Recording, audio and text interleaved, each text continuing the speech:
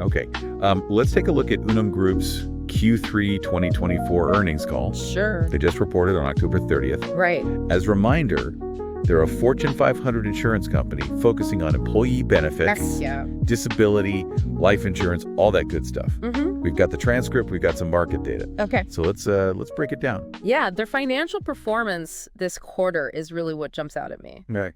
Adjusted EPS was $2.13 per share, and statutory earnings came in above $300 million. Wow. Year to date, their statutory earnings are over $1 billion. Jeez, that's impressive. It really is. They've blown past expectations. Yeah, they're really killing it. Right. It's not just this one quarter either. Exactly. They're on track for EPS growth between 10% and 15% for the whole year, Yeah. outperforming their initial outlook. And that growth is really coming from strong results across all their different segments, Unum US, Unum International, and Colonial Life. Right. We can't overlook that premium growth either. So, We saw a 4.6% increase in core operations premium just in Q3, wow, bringing year-to-date growth to 5.5%. it's really strong.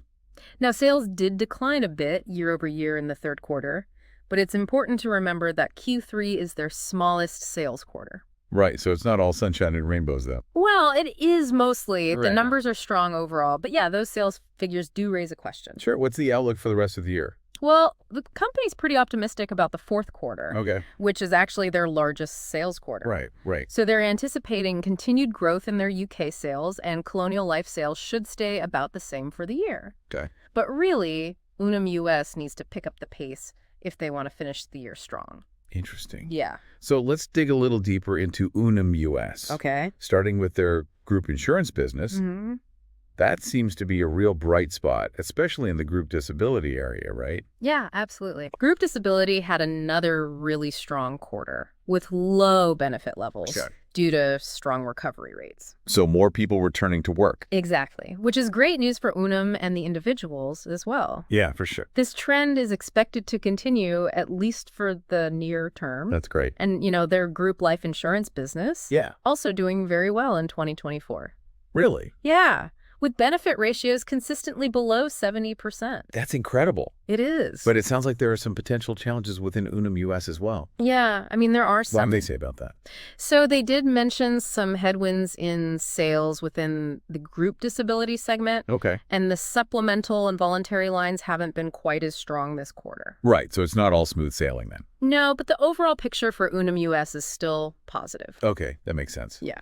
Now moving on to Colonial Life. Mm-hmm. What can you tell us about their performance? So Colonial Life is delivered. They continue to have excellent margins and an ROE of almost 20%. Wow, that's great. Yeah, it is impressive. They- Their premium growth in Q3 was a little bit more modest, Okay. just 2.5%, and that was mostly driven by high persistency rates. Okay, and persistency rates, just for those who maybe aren't as familiar with the term, Right. basically refer to the rate at which customers renew their policies. Exactly. So high persistency, that means customers are sticking around. Yeah, exactly. It shows they're loyal and they're satisfied with the product. Yep, which is good. Yeah, definitely a positive sign. So overall sales for Colonial Life, though, those remained relatively flat. Yeah, they did. So they need to jumpstart that top-line growth.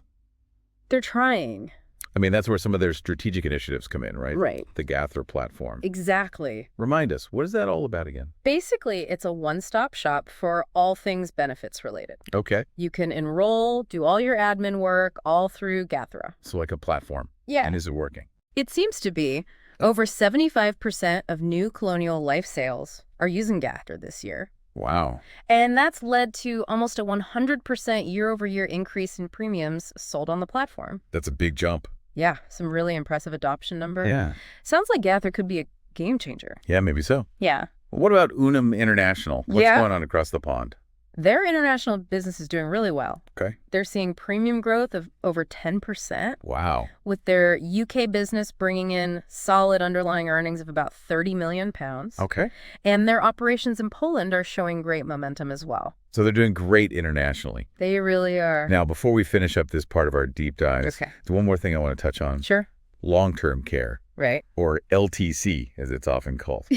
Yeah.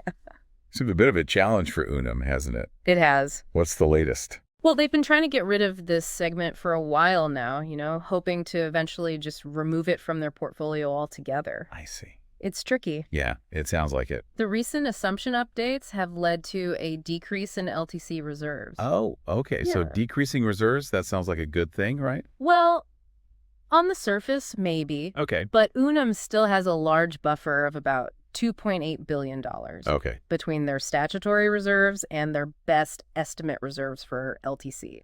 Hold on. Can you break that down for us? Sure. What does that mean for our listeners who maybe aren't insurance experts? Okay, so statutory reserves are the minimum amount of money that an insurance company has to have by law Okay. to cover potential claims. Got it. Yeah. And best estimate reserves are what the company thinks they'll actually need to pay out. Right. The difference between the two, that's the cushion. So for Unum, that's that $2.8 billion.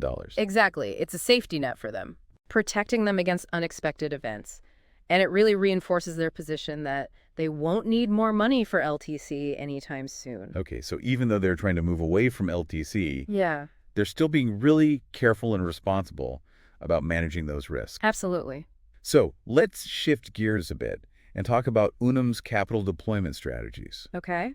What are their priorities for using their capital? Well, first and foremost, they're committed to investing in both organic and inorganic growth. Mm-hmm. So that means expanding their existing businesses and exploring potential acquisitions. Okay. But they're also really focused on giving back to shareholders, Okay. primarily through dividends and share repurchases. Okay, yeah, let's talk about those share repurchases. Yeah, They've been making some big moves there lately, they have. especially with the recent announcement about dissolving their pre-capitalized trust facility. Right. That was a tranche of contingent capital that they had set up during the pandemic, Okay. but they don't really need it anymore. I see. So what are they going to do with the proceeds? Well, they're going to use it for a one-time additional share repurchase in the fourth quarter. Wow. That's a bold move. It is. So how much are we talking about here? This is going to bring their total share repurchases for 2024 to a whopping $1 billion, Wow. which is double their initial projection of $500 million. Wow. They're really serious about returning value to shareholders. They are. It's definitely something to keep an eye on. It is. So we were talking about those share buybacks. Yeah, $1 billion worth of buybacks. Exactly. That's a strong signal. It really is. A lot of confidence there. Yeah, but before we get too far ahead of ourselves, Right. I think it's important to step back a little. Okay. Look at the big picture, the overall market environment. Yeah. Makes sense. I mean, Unum doesn't operate in a vacuum, right? No, of course not. Macroeconomic factors, they all have an impact. They do. Interest rates, employment levels, even the overall health of the economy. Absolutely. They can all influence their business. Especially for their disability and life insurance lines. Right, so how are those factors playing out right now? Well, Are they working in Unum's favor or against them? I'd say the current economic conditions, Okay. with low unemployment, rising interest rates, Mm-hmm. and a pretty stable credit environment, they're actually working to their advantage. Oh, yeah. Yeah, these conditions are particularly good for their core insurance offerings. So they've got a bit of a tailwind. For now, at least. Yeah, but it's not just about external factors, right? Whoa. They've also been making their own strategic decisions Right. to strengthen their operations and market position. Exactly. And they've really been investing a lot Okay. in improving the customer experience. Where have they been focusing on that? Primarily in their group disability offerings. Things like streamlining the claims process, Okay. providing more personalized support, Mm. and using technology to improve communication and transparency. Makes sense. These days, people expect that kind of seamless and personalized experience. Absolutely, no matter what service they're using. Yeah. And it seems to be paying off for them. How so? Well, those high persistency rates we talked about earlier, Mm-hmm. that's a strong indicator that customers are satisfied and they're sticking with Unum. Right. So happier customers lead to a more stable revenue stream. Exactly. Keep your existing customers happy. Yeah. It's just as important as attracting new ones. It really is. And speaking of customer satisfaction, Yeah. one area where Unum seems to really shine is in their focus on helping employees return to work after a disability. Mm-hmm. It's true. I was impressed by that. Yeah. It seems like they're going above and beyond what you'd typically expect from an insurance provider. They are. They understand that getting people back to work is not just good for the employees. Right. It benefits the employers and society as a whole. Yeah, it's a win-win-win. Exactly. So what are they doing to support that return to work process? Well, they've got a bunch of different programs and initiatives, Okay. vocational rehabilitation, job placement assistance, even ergonomic assessments Oh, wow. to make sure workplaces are suitable for returning employees. So they're not just cutting a check and walking away. No, not at all. They're really invested in their customers' well-being. Long-term well-being. Yeah, that's pretty unique. It is. It's a big differentiator for them. And I imagine it makes good financial sense, too. It does. I mean, by helping people get back to work sooner, right? they're also reducing their own claim costs. Exactly. Okay, so it's socially responsible and financially savvy. A winning combination. It really is. Yeah, Now, Unum's core businesses, those seem to be doing well. they are. But they're not just resting on their laurels, are they? Not at all. They're embracing technology They to are. stay ahead of the curve. Absolutely. Technology is transforming the insurance industry. Yeah. And Unum is leading the charge. How so? Well, they're using digital tools to streamline processes, Okay. enhance communication, and personalize that customer experience we were talking about. We already mentioned the Gaffer platform for Colonial Life, Right. but they're also investing heavily in data analytics and artificial intelligence. Interesting. How are they using those? Well, it gives them a deeper understanding of their customers, Okay. helps them identify trends, make better decisions about product development and risk management. Right. So it's about staying ahead of the competition. Exactly, adapting to the changing market. Makes sense. Yeah. Now, there's another major trend that they're dealing with. What's that? The aging workforce. Right. How are they addressing the challenges and opportunities that come with that demographic shift? That's a good question. Yeah. So they recognize that as the workforce gets older, the demand for certain types of coverage is going to increase. Yeah. Things like long-term care and disability insurance. Right. And they're developing solutions to meet those needs. Like what?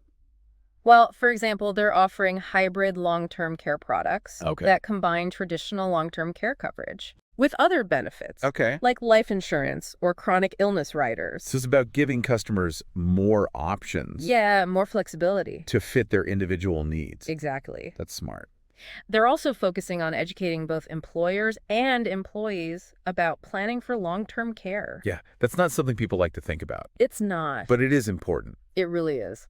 So we've painted a pretty positive picture of Unum so far. We have. They're financially strong. They're embracing innovation. They're strategically positioning themselves for the future. Right. But we do have to talk about the potential risks as well. We do. What are some of the headwinds they might face moving forward? So there are always risks with any investment. Right. For Unum, some of the key ones. Right. Potential changes in interest rates. Okay. Yeah, those can be volatile. They can, and rising interest rates can actually be good for life insurance companies. Oh. But if rates were to fall sharply, it could have a negative impact on their investment income. So interest rate volatility is definitely something to watch. It is the competitive landscape. Right. There's a lot of competition in the insurance industry. There is, both from traditional players and new entrants. Yeah. They have to keep innovating, differentiate themselves to keep that market share. Okay. And then there are always those unpredictable events. Right. The black swan events. Exactly, like a major economic downturn or a pandemic. Yeah, those can really throw things off course. They can, and they can have a big impact on the insurance industry. How so? Well, they can lead to more claims, reduced investment income. Okay. So while Unum has been resilient in the past, Right. investors need to be aware of these potential risks. It's all about balancing those risks with the potential rewards. Exactly. Okay. So let's move on to the final part of our deep dive, Okay. where we'll wrap it all up and discuss what this means for the investor. Sounds good. Welcome back to part 3 of our deep dive into Unum Group's Q3 2024 earnings call. Glad to be back. So we've talked about their financials, their strategy, and even the broader market conditions. Right. So now let's tie it all together. Yeah. What does all this mean for the investor? So the big thing here Yeah. is that Unum is really showing strength and adaptability in a market that's constantly changing. Right. That's what it seems like. They're making tough decisions like we saw with that move to dissolve the pre-capitalized trust and double down on share buybacks. Yeah, that was a pretty big decision. It was. But it shows they're confident. Yeah, they are confident in their ability to generate value for shareholders. Okay. They're managing their portfolio, they're streamlining their capital structure, and they're clearly focused on returning value to investors. And their core businesses are doing really well. Yeah, Especially group disability. that's right. Their customer-centric approach, With all those initiatives to improve the claims process and to help people get back to work, that seems to be paying off. Yeah, it is. Look at those high persistency rates. Right. Happy customers stick around. Exactly, and that means more predictable revenue for Unum.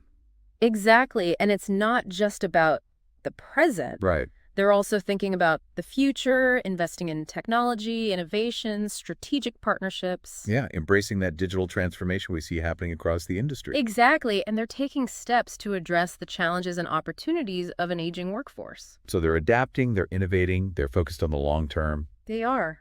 But, of course, no investment is without risk. True. We talk about some of the potential headwinds they might face. Yeah, interest rates, competition, the possibility of some unforeseen economic event. Right, things they can't control. And unfortunately. But they've got a solid track record. Yeah.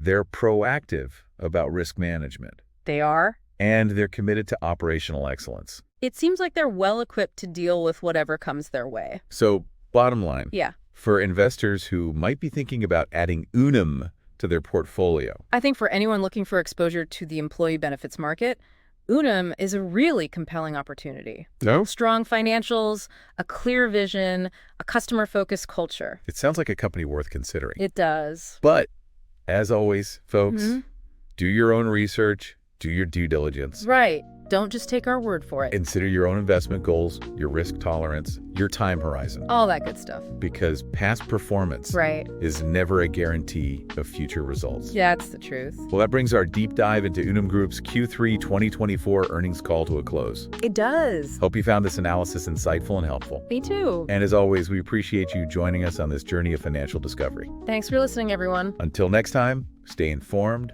stay curious, and happy investing.